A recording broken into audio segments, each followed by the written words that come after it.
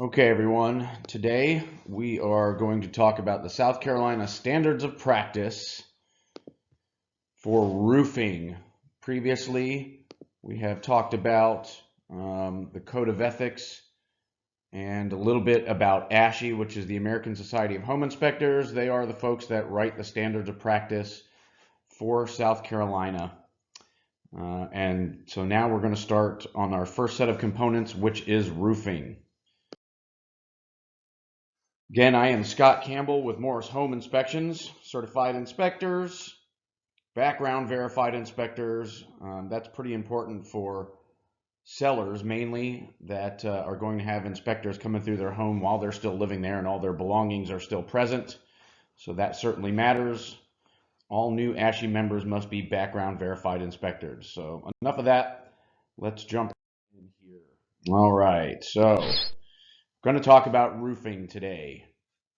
What must be included in an home inspection for roofing? So first you are going to talk about the roof covering. You're going to inspect that and you're going to describe it. And I will speak about what I mean by describe it here in just a moment. Some of the other things that you will inspect are the flashing, the accessories, which are stacks, chimneys, skylights, and flashings that are associated with those things. The gutters and downspouts, very important. And you must describe the method you use to inspect the roof. So did you inspect it with your naked eye from the ground? Did you use binoculars? Did you get on the roof and walk the roof? Did you inspect it from a ladder top? Or did you use a drone? So here's a quick note about drones.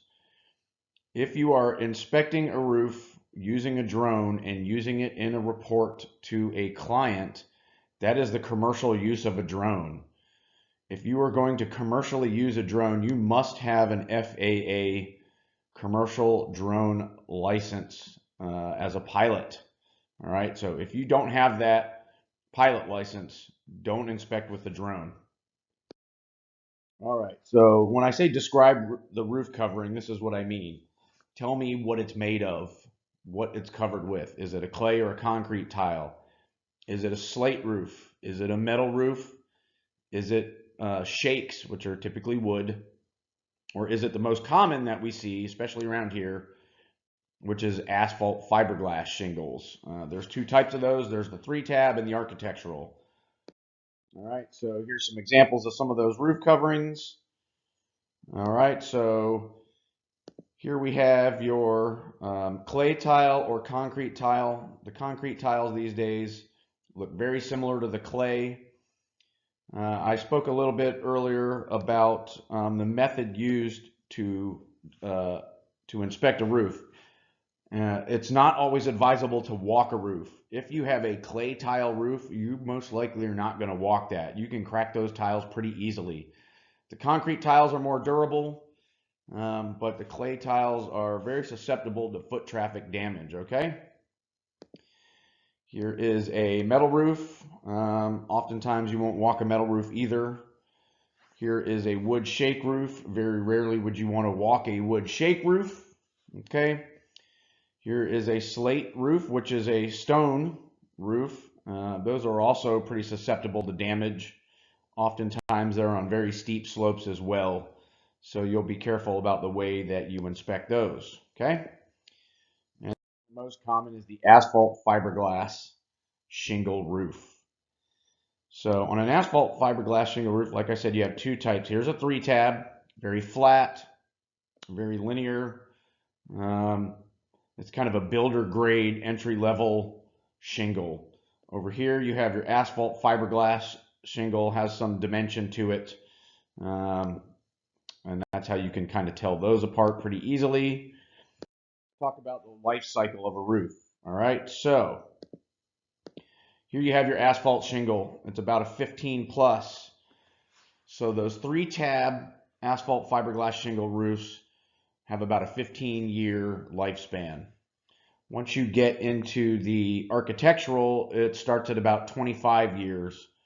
25 to 30 years is typical. You can get up to a 50-year warranty on some of these. It depends on the thickness of the shingle, the manufacturer, and the process used to install it. Metal roofs here, 40 plus, we typically look at them as about a 50-year roof. They often can go longer than that.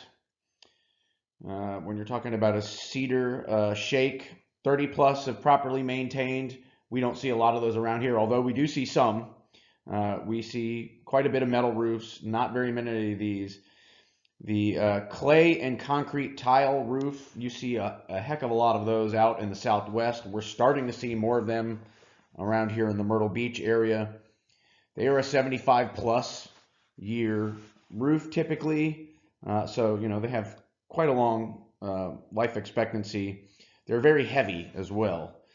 And then your slate. So your slate says 125 year plus. The lifespan of the slate roof is dictated by the type of slate. And that usually is dictated by where it's mined from. All right. And you can tell the difference in the slate where it's mined from by the color. I'm not going to get too deep into that. I think I've only seen 3 of those in this area here. There is some slate roofs like over in Scotland and whatnot that have a current lifespan of over 300 years. But again, we don't see a lot of those, so I'm not going to spend much time on that. All right.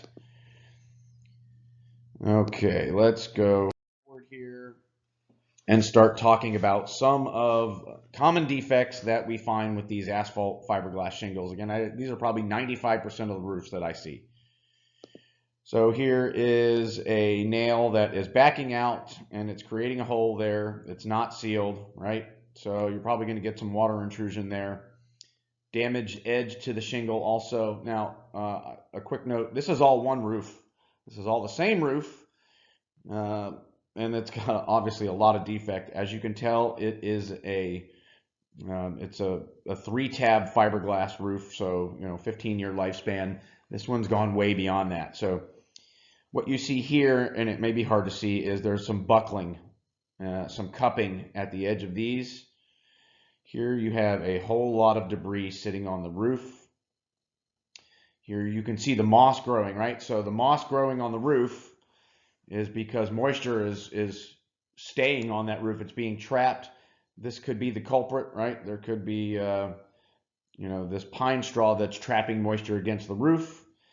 Another thing you see here is some patching. Now, patching in itself is not a defect, but oftentimes what it's saying is there was a defect here. There was something wrong with the roof, and we've had to replace the shingle, so I'm going to call that out.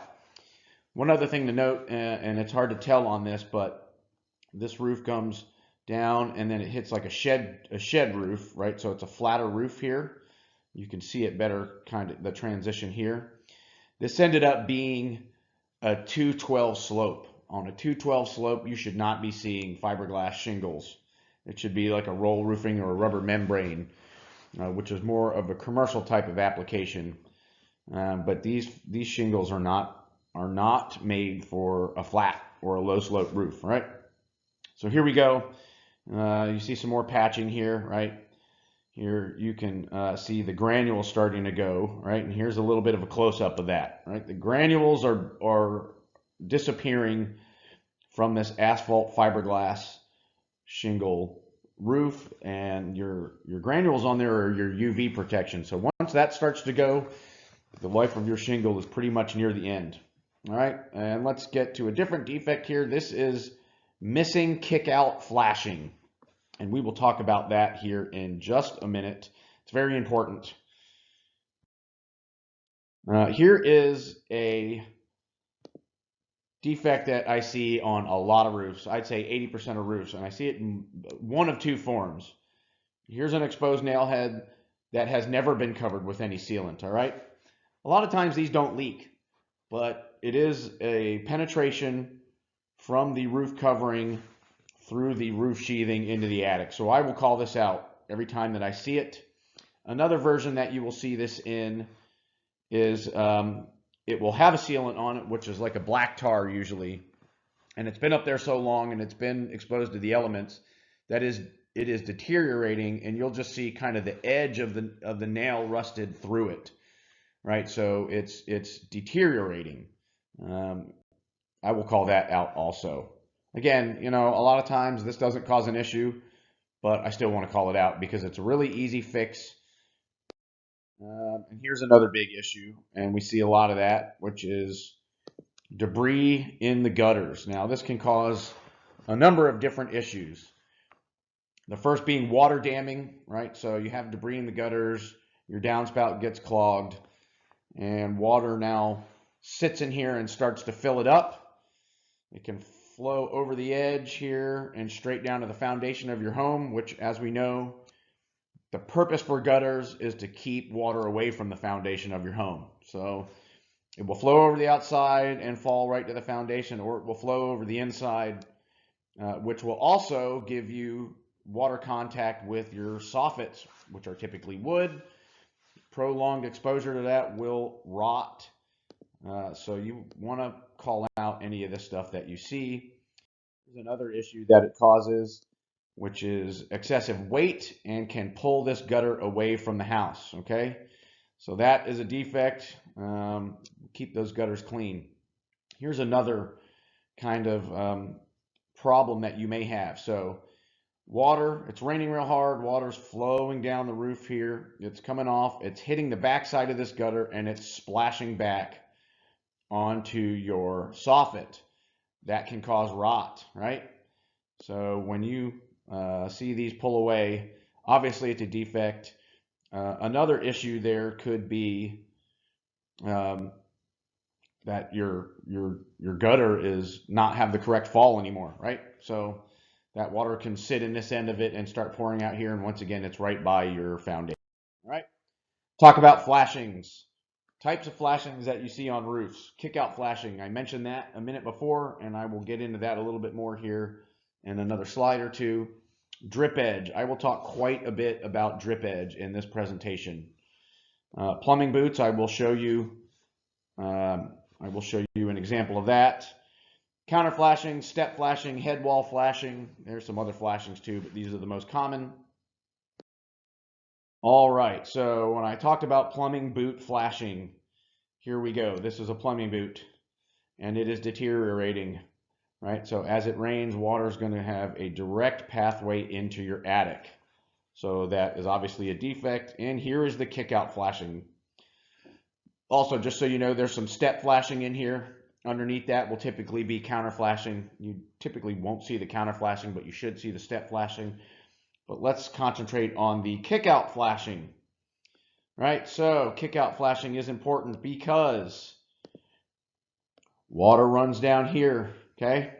Runs down, hits that kick-out flashing, and is kicked out either into your gutter or away from the wall of the house, all right? So why is that important? Well, if you don't have that kick-out flashing, that water is going to run down. Sorry, let me pick something different here. That water is going to run down the house, right, down the valley or the vertical wall here, and instead of being kicked out, it's going to run down the wall. So anytime you have a wall that continues past the termination of a roof's edge, you need to have kick out. This water will run down here, and it will get in behind this wall cladding, and it will get into your wall, and it will begin to rot this. Now, sometimes what you'll notice is that people don't call out kick-out flashing on a brick wall cladding, you know, because it's a solid surface or whatnot. It's still permeable. I will call it out, but for sure, if you have like a wood siding or a cement fiber siding or stucco, you'll want to call that out. And even with the vinyl, you know, where you have a J channel through here, you still want to have a kick-out flashing here, right? It's very important. Often missed. I will always call it out if it's missing. All right, now we're going to talk about drip edge. Drip edge. Okay, so I'm going to read this here. A drip edge shall, not may or should, but shall be provided at eaves and rake edges of shingle roofs. Okay? Adjacent segments of drip edge shall be overlapped not less than 2 inches. Drip edge shall extend not less than 1/4 inch below the roof sheathing. That is your capillary break. And extend up back onto the roof deck not less than 2 inches. That's your splash guard, basically. Drip edges shall be mechanically fastened to the roof, not glued, not caulked on, mechanically fastened, so with nails at not more than 12 inches on center. Here's one that they miss or they do incorrectly 90% of the time here. Underlayment here, which is usually felt paper, shall be installed over the drip edge along the eave, okay? Over the drip edge along the eave and under the drip edge along the rake edges. I'll explain a little bit more of that here in just a minute. All right. And this is why, and this is your kind of your installation code requirement. So here's your drip edge. Here's what a piece of drip edge looks like by itself. Here it is installed.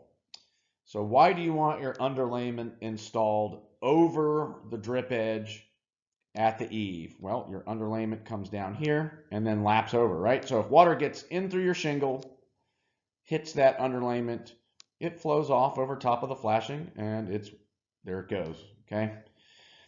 If it's installed under, well, water comes down here, and as we know, water can get into pretty much anything, and eventually it's going to get in between there, and now it's against your soffit and your roof sheathing, which are typically wood and will begin to rot. So here, the way most people install this stuff is they put the roof decking down, and then they come in and they roll out all of their underlayment, right? And they attach it down, and then they go and they run their drip edge all along, all right? Well, at the edges, that's fine, all right? Because at these rakes, you want it over top of the underlayment because basically it acts to help prevent blowing rain from getting in there. But we already explained why you don't want it that way here, why your underlayment needs to overlap here, right? So why do they do it the way they do it? They're just trying to do it quickly. It's laziness. It's plain and simple. But if I see it lapped underneath that drip edge, I will call it out. So here's the issue. So I read the code earlier from the IRC, which I believe has been around since 2012. Here's what South Carolina came in and said in 2016. All right, drip edge, here we go, here's that word shall be provided at eaves and rake edges of asphalt shingle roofs where required by the manufacturer. So they're not saying it shall at all times, only when it's required by the manufacturer. And here we go, here's some illustration. So this was done the correct way. Unfortunately, the underlayment has stuck to that tar strip here, and so it's lifted when I lift the edge of the shingle to look at this, but it comes down over the drip edge. Here, it's underneath the drip edge, okay? That's incorrect. All right, so here's the other side of that 2016 South Carolina amendment to the code. And I've got this literature directly from GAF. They're one of the largest manufacturers of shingles. Builders use them. You can get them at Lowe's, Home Depot. Big company. Make a lot of different types of shingles. All right, so here's what they say. Drip edge starts a roof right. Agree, I agree. The experts agree that metal drip edge is the best system for keeping water away from roof edges. Talks about some different associations that subscribe to that philosophy. Here's the kicker, and this is new. GAF agrees with these respected national organizations and requires installation of non-corroding metal drip edge at the rakes and eave when required by local building code. Right? So what they're saying is if your building code requires it, we require it. And what your building code is saying is if your manufacturer requires it, we require it. So guess what's happening? Nobody's putting in drip edge around here. All right. They're not inspecting for it. The code inspectors aren't inspecting for it because they're pointing the fingers at each other, right? So this is a $500,000 home that I did an 11-month warranty inspection on, brand new construction, obviously. And all right. So what was happening here was they had some splash guards on the gutters that they installed, and we had a hurricane. So there was a ton of water running off the roof. It was hitting those splash guards, and it was splashing back off the gutter onto the roof edge. And because there was no drip edge, it was getting up under the roof sheathing, it was getting in through the soffit, and it was getting into the house and ruining. Here you see the sheetrock, the gypsum board. It had no drip edge. All right. So that's why I personally believe you should have drip edge. All right. That's why the IRC says you should have drip edge. Now let's just make a little point here about looking at the IRC and the code. Home inspectors are not code inspectors. We're really not even supposed to mention code. Having said that, it certainly helps to know code, and it helps to know why code is in place. Code is typically made because some system has failed at some point, right? And someone's figured out a way to fix it and to keep it from happening, and so they make it code. Or, someone got hurt, right? And so now code is in place for safety, all right? So helps to know code. It's unfortunate that South Carolina has done what they've done here in 2016 to kind of get around what I believe is a pretty important code. So here's the last slide, folks, talking about roof inspections. The inspector is not required to inspect antennas, interiors of vent systems, flues, and chimneys that are not readily accessible. So what does that mean? Well, I'm not going to put a ladder up against a house and then grab another ladder and throw it over my shoulder, climb up the first ladder, get up on the roof, grab another ladder and lean it up against a chimney so I can climb that and look down the chimney. Okay, that's not readily accessible. It's not safe. I have a family to go home to, and I intend to do that. And so the standards of practice does not require that. All right. And then it says other installed accessories. I will kind of add that to antennas like, satellite dishes and things of that nature, right? So that is the end of this presentation on roofing inspections. I spent a lot of time on flashing and asphalt shingle roofs. Obviously there's other things that you can look for on a roof. There's other defects you can look for. These are some of the basic ones. These are some of the ones that we see all the time here in Myrtle Beach and Georgetown. And I thank you for your time. I believe the next one that I do will be on the exterior. All right, so I'll see you next time. Again, Scott Campbell, Morris Home Inspections, and thank you.